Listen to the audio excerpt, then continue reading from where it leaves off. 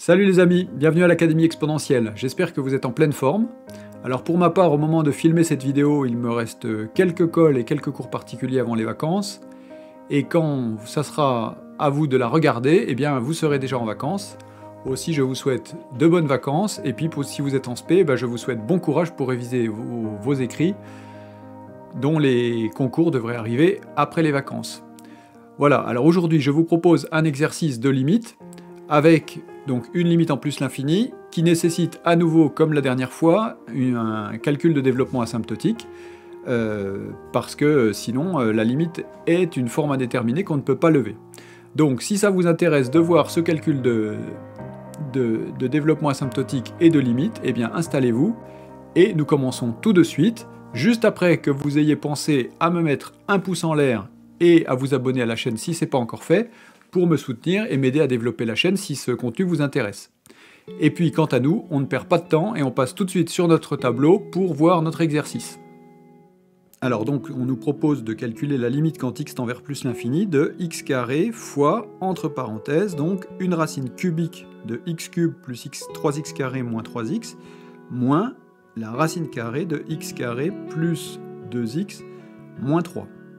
Alors si on jette un petit coup d'œil au problème posé par cette limite, on constate quoi? Alors on constate que ici donc on a x carré qui va tendre vers plus l'infini. On va avoir ici une racine cubique. Alors ce qui est sous la racine va être équivalent en plus l'infini à x cube, donc on va avoir quelque chose qui va être équivalent à une racine cubique de x cube, donc quelque chose qui va être équivalent à x. Et puis ici, pareil, ce qui est sous la racine va être équivalent à x au carré, et du coup, comme on fait une racine carrée, ça va être équivalent à la racine carrée de x au carré, donc à x en plus l'infini.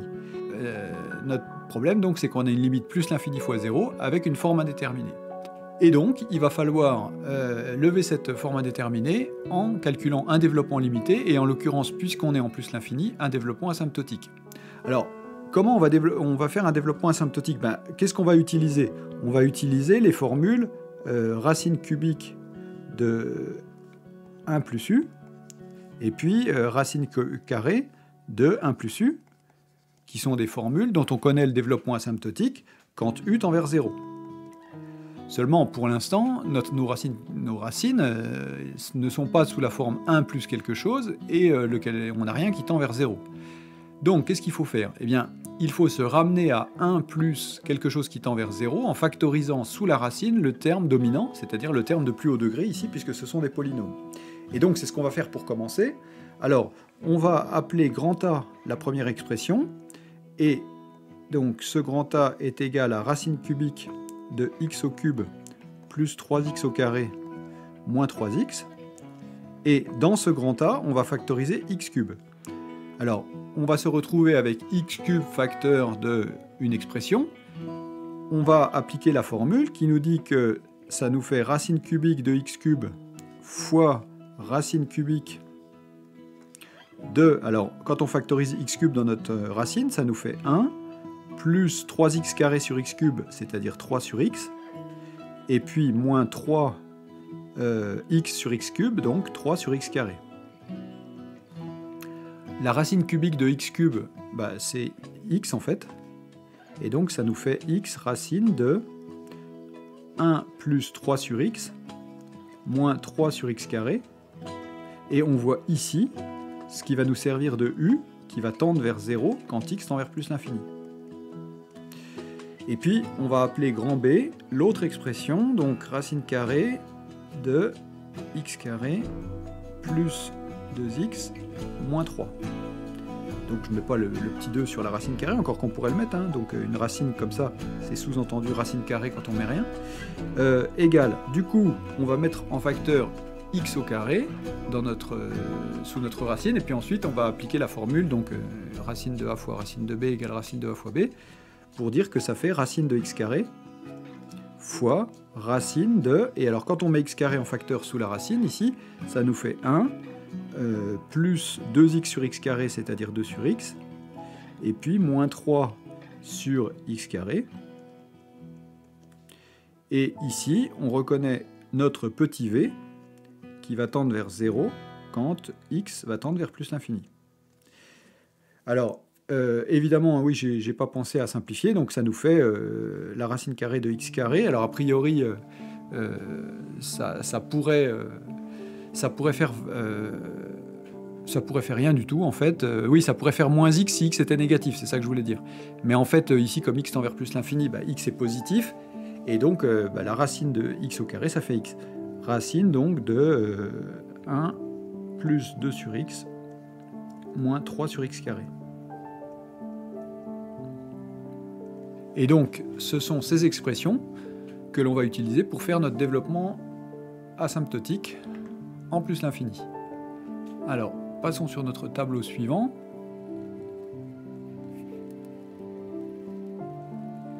Alors donc nous avons à calculer, je vous rappelle, la racine de 1 plus u, avec u qui est cette expression-là, et puis racine de 1 plus v, avec v qui est cette expression-là. Alors la première, racine cubique, et la deuxième, racine carrée. On va donc avoir besoin de la formule, du développement limité de racine de 1 plus u et de racine cubique de 1 plus u. Alors pour ça, on utilise la formule générale que vous connaissez, qui est la formule de 1 plus x à la puissance alpha en 0, qui nous dit que c'est 1 plus alpha x plus alpha facteur de alpha moins 1 sur factoriel 2 x au carré, plus alpha facteur de alpha moins 1 facteur de alpha moins 2 sur factoriel 3 x au cube plus petit o de x cube. Alors, ici, on pourrait se demander à quelle hauteur on doit faire notre développement asymptotique. Est-ce qu'à l'ordre 1, ça va suffire? Est-ce qu'il faut le faire à l'ordre 2? Est-ce qu'il faut le faire à l'ordre 3? Alors ici, l'énoncé nous donne une indication. Pourquoi? Parce que on veut la limite de x carré fois donc a moins b. Alors c'est pas toujours le cas, mais la plupart du temps, quand on nous donne un exercice comme ça, c'est que c'est une limite finie. Rarement 0, mais un nombre fini. Et donc, ça veut dire que la limite ne sera pas infinie, donc il faut qu'on ait un développement asymptotique final qui soit en 1 sur x carré. Et puis comme nous, on a mis notre x en facteur, bah, il faut que dans nos racines, on ait un développement asymptotique a priori en 1 sur x cube, puisqu'on va avoir x cube en facteur. Donc cette indication tendrait à nous dire qu'il faut faire un développement asymptotique à l'ordre 3. Et donc c'est ce qu'on va faire. On va s'apercevoir qu'effectivement c'est ce qu'il faut faire. Si on fait à l'ordre 2, ben, évidemment, on va s'apercevoir qu'il y a un problème et que du coup il faudra recommencer pour faire à l'ordre 3. Mais ici, l'énoncé vous donne une indication. C'est-à-dire que vous vous doutez que si vous faites à l'ordre 2, ça voudrait dire que quand vous allez avoir donc un développement asymptotique en 1 sur x carré, ou en alpha sur x carré si vous voulez, et du coup fois x cube, ben, ça va vous faire du x sur alpha, et donc la limite sera plus l'infini. Alors je ne dis pas que c'est impossible qu'on vous donne une limite à calculer qui soit plus l'infini, mais en général c'est plutôt rare. En général c'est plutôt on a plutôt une limite qui est un réel, parce que c'est plus sympa à calculer. Alors donc on va calculer le développement limité de racine de 1 plus u. Donc racine de 1 plus u, quand u tend vers 0, c'est donc 1 plus u puissance 1,5, et il suffit donc de remplacer dans le développement précédent, alors évidemment x devient u, et puis alpha est égal à 1,5. Alors on remplace, ça nous donne 1 plus 1,5 de u. Ensuite ça nous donne 1,5 fois moins 1,5, c'est-à-dire moins 1 quart, sur 2, c'est-à-dire moins 1 huitième, donc moins 1 huitième de x au carré. Donc je vais l'écrire pour que vous voyez, donc ça nous fait 1,5, facteur de moins 1,5, facteur donc de 1,5 moins 2, c'est-à-dire moins 3,5, sur factoriel 3, c'est-à-dire 2 fois 3. Qu'est-ce qu'on voit? Les 3 vont se simplifier, moins par moins ça va nous faire plus, et on va avoir donc 1 au numérateur et 2 puissance 4 au dénominateur. Alors 2 puissance 4 ça fait 16, et donc on va avoir plus 1 16e. Alors donc plus 1 16e de... J'ai écrit x là, donc c'est u. Donc plus 1 16e de u cube, plus petit o de u cube. Et puis le racine cubique de 1 plus u, donc c'est 1 plus u à la puissance 1 tiers, et on remplace donc alpha par 1 tiers cette fois. Donc ça nous fait 1 plus 1 tiers de u. Alors ensuite on a 1 tiers facteur de 1 tiers moins 1, c'est-à-dire de moins 2 tiers, donc ça va nous faire moins. Alors 1 tiers facteur de moins 2 tiers, ça nous fait donc moins 2 neuvièmes, et on divise par 2, donc les deux se simplifient, et on a moins 1 neuvième de u carré. Et puis ensuite, pour le coefficient suivant, donc je vais vous détailler le calcul. Ça nous fait quoi? Ça nous fait 1 tiers. Facteur de 1 tiers moins 1, c'est-à-dire moins 2 tiers. Facteur de 1 tiers moins 2, c'est-à-dire moins 5 tiers. Et le tout sur factoriel 3, c'est-à-dire sur 2 fois 3. Alors qu'est-ce qu'on voit? On voit que les 2 vont se simplifier, que les moins vont se simplifier aussi, ça va nous faire plus. Il va rester 5 au numérateur et 3 puissance 4 au dénominateur. 3 puissance 4, ça fait 9 fois 9, 81. Et donc plus 5 sur 81. Donc je corrige, j'efface ça, je remplace. Donc plus 5 sur 81, u au cube, plus petit o de u au cube. Voilà, nous avons besoin juste de ça. Alors pour la quantité a, alors le x qui est en facteur, pour l'instant, on ne va pas s'en soucier, donc on va calculer a sur x. Alors du coup, ça nous fait 1 plus 1 tiers de u. Donc, plus 1 tiers, facteur de 3 sur x, moins 3 sur x carré. Ensuite, moins 1 neuvième de u carré, donc de 3 sur x, moins 3 sur x carré, et le tout au carré. Plus 5 sur 81, de u au cube, donc 3 sur x, moins 3 sur x carré, au cube, plus petit o de u cube. Étant donné que u est équivalent à 3 sur x quand x tend vers plus l'infini, eh bien petit o de u cube, ça va être donc un petit o de 1 sur x au cube. Alors donc, on simplifie ça. Alors évidemment, comme on est à l'ordre 3, hein, donc tout ce qui dépasse x au cube au dénominateur, on ne garde pas. Alors, 1 plus 1 tiers de... Alors, 3 sur x. Alors, on va simplifier au fur et à mesure ça. Donc, 1 tiers de 3 sur x, donc ça nous fait 1 sur x. Ensuite, 1 tiers de moins 3 sur x carré, donc ça nous fait moins 1 sur x carré. Ensuite, alors, moins 1 neuvième de... Alors, on met au carré, donc ça nous fait 9 sur x carré. Alors, 3 sur x carré au carré, ça va faire de la puissance 4, on ne le garde pas. Par contre, le double produit, il faut qu'on le garde. Alors, le double produit, ça va être quoi? Donc, ça va être moins, déjà. 2 fois 3 fois 3, c'est-à-dire 18, sur x au cube. Et donc, plus le x4 qui va être noyé dans le petit o de 1 sur x cube. Plus... Alors 5 sur 81, alors là dans le cube, là, on ne va garder qu'un seul terme, c'est le 3 sur x, le tout au cube. Parce que tous les autres termes, ça va être de degré 4, 5 ou 6, et ça ne nous intéresse pas. Donc ici on garde le 5 sur 81, facteur donc de 3 au cube, c'est-à-dire 27, sur x au cube. Alors on simplifie tout ça, ça nous fait 1 plus, alors en 1 sur x, on a juste plus 1 sur x. Ensuite, en 1 sur x carré, alors on voit que ici, comme on a 1 neuvième en facteur, les 9 vont simplifier. Ici, il va nous rester 2. Et du coup, en 1 sur x carré, on va avoir moins 1 sur x carré ici, et moins 1 sur x carré là, donc moins 2 sur x carré. Ensuite, en x cube, on a donc moins 2 sur x cube, donc ici plus 2 sur x cube, et plus ici, alors ici il faut qu'on simplifie, donc ici 27 se simplifie avec 81, il reste 3 en bas, et donc on a 5 tiers de x cube. Et donc si je récapitule, on a 2 plus 5 tiers de x cube, alors 2 plus 5 tiers, on met tout sur 3, donc ça nous fait 6 plus 5, 11, et donc ça nous fait plus 11 tiers de x cube. Alors, n'importe quoi, c'est pas 11 tiers évidemment de x cube, hein, c'est 11 sur 3 x cube, évidemment. Et puis donc plus ce petit o de 1 sur x cube, pour finir. Alors même chose, on va faire b sur x, je change de couleur pour bien distinguer. Alors pour b sur x, on va faire donc avec la racine carrée, donc racine carrée de 1 plus v. Alors, allons-y, donc on remplace dans notre formule, ça nous fait quoi? 1 plus 1 demi de u. Alors u pour nous c'est v, hein. Donc 2 sur x moins 3 sur x carré moins 1 huitième de u carré, c'est-à-dire donc 2 sur x moins 3 sur x carré au carré. Et puis plus 1 16e de x cube, donc plus 1 16e de 2 sur x moins 3 sur x carré au cube plus un petit o de x cube, petit o de 1 sur x cube, pardon.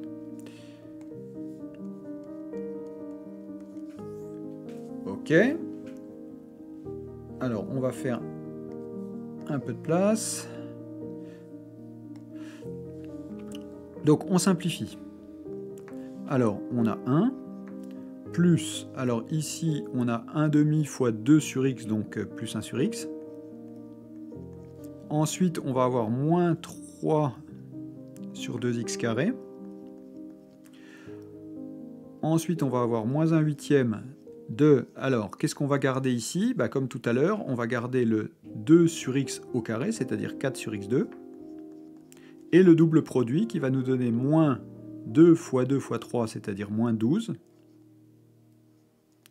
sur x cube. Le terme suivant, c'est un x puissance 4. Il est noyé dans le petit o de 1 sur x cube, on ne le garde pas. Ensuite, on va avoir plus 1 16e.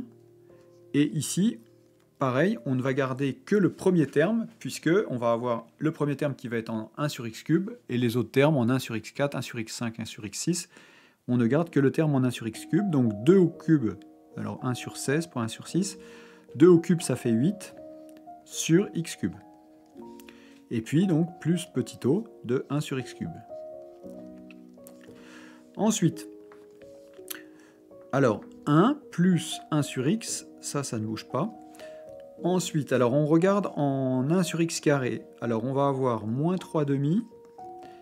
Et puis, ici, on va avoir donc le 4 qui va se simplifier avec le 8. Et donc, il va nous rester 1 demi, donc moins 1 demi de x carré, ce qui va nous faire moins 2x carré, donc moins 2x carré.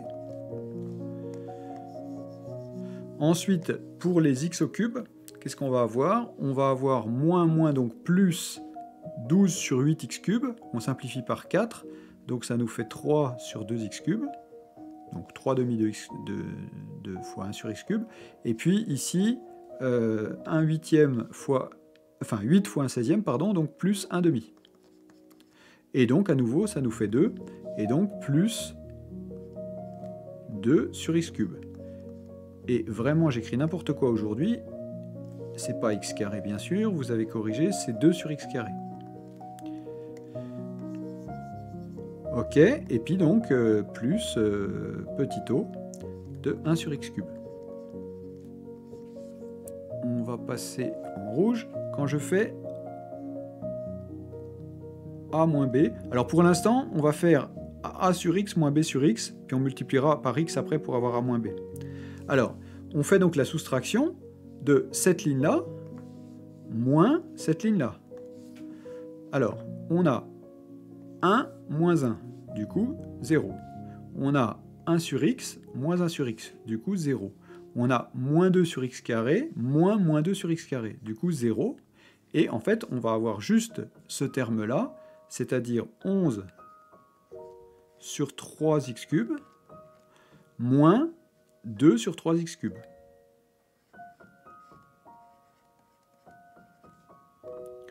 Plus, évidemment, petit o de 1 sur x cube.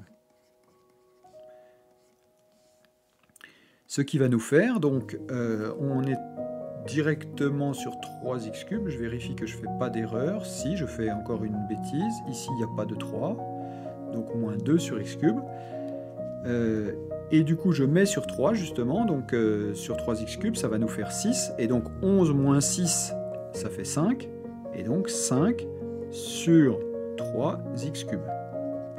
Ok, ce qui veut dire que du coup, alors j'ai oublié le petit o, vraiment décidément aujourd'hui je fais n'importe quoi, plus petit o de 1 sur x cube. Donc je vous rappelle que nous, on doit donc calculer cette limite-là avec donc ça, x carré, ça c'est a, et ça c'est b. Et donc on doit calculer la limite quand x tend vers plus l'infini de x carré facteur de a moins b. Alors, du coup, vu qu'on vient de calculer a moins b, il nous suffit de remplacer, ça nous fait limite quand x tend vers plus l'infini de x carré fois 5 sur 3 x carré plus petit o de 1 sur x cube. Plus petit o de 1 sur x carré, pardon, on avait multiplié par x. Du coup, ça nous fait limite quand x tend vers plus l'infini de, alors du coup, les x carrés se simplifient, ça nous fait 5 tiers, plus, alors on a x carré fois petit o de 1 sur x carré.